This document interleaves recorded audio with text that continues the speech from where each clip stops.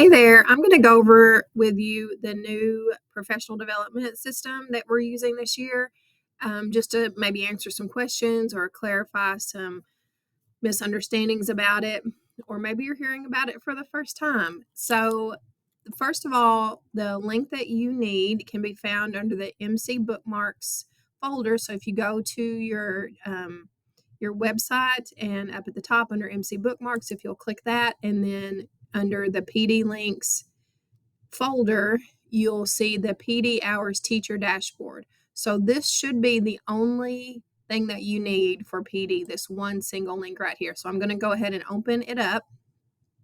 It should bring you up to your own personal dashboard. If it's the first time that you're using it, I believe you do have to do some sort of affirmative action, like click yes or okay or approve or something like that. So go ahead and click that if it's the first time you've ever gone to this site. But this is your own personal professional development dashboard. So at any time throughout the year, you'll be able to pull this link up and see how many hours you have completed of your 24 required hours of professional development. So I have, this is actually fake data for me, but I wanted some in there so that you could see it. So I'm showing that I've done 2 PDs for a total of 12 hours. So whatever yours looks like in there is where you are personally. So some important links for you.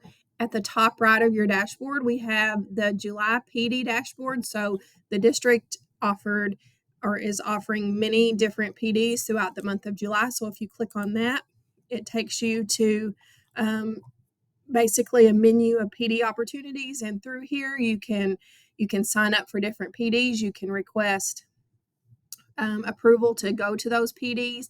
So just kind of that was a handy little button for you also. You can click around on that. Also in here is if there's a PD that you want to go to, you need to ask your principal for approval to go to that.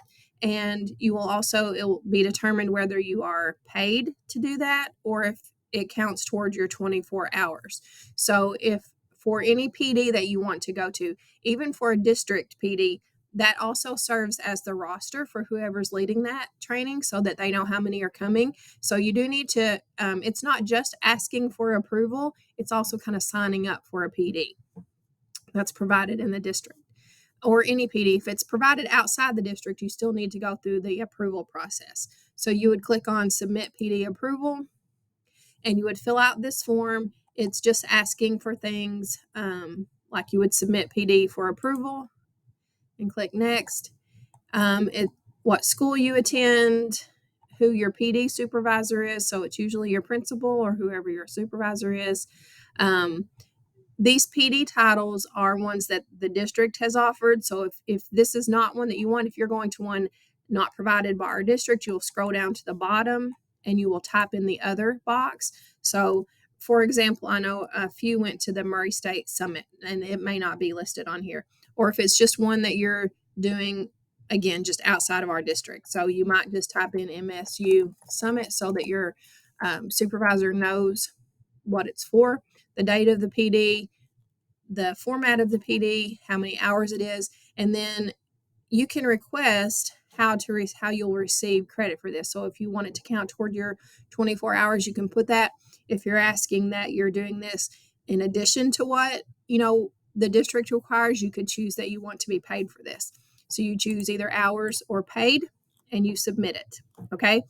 What that will do is it triggers an email sent to your supervisor, and they will either approve or not approve that request. And they will also designate whether that will count for your hours, for pay, or for neither. So it could just be you're going, to just be a better teacher, and you're not getting paid for it or accounting for hours. So that is an option also, but that's up to your administrator. So once that you've submitted for approval, you'll get an email back with their response, and then you'll know what it counts for. And then once you go to the PD and you complete it, you've learned so much from it, then you come back to your dashboard and you submit completed PD hours. So for any PD that you attend, you do have to make 2 entries into your dashboard. The first entry is you have to request approval to go, and that kind of starts the ball rolling. And then once you go to the PD and complete it, you come back into the dashboard and you choose this option here, submit completed PD hours, and you click on that. It's another form where you will fill out, you choose your school and whether you're getting PD or ELA hours. And then here you just talk about the PD, the date of it, the title of the PD. And here is something that's really important. If you could get it as close to the title as what you asked for approval, it makes it go by a lot more quickly in the system. Okay.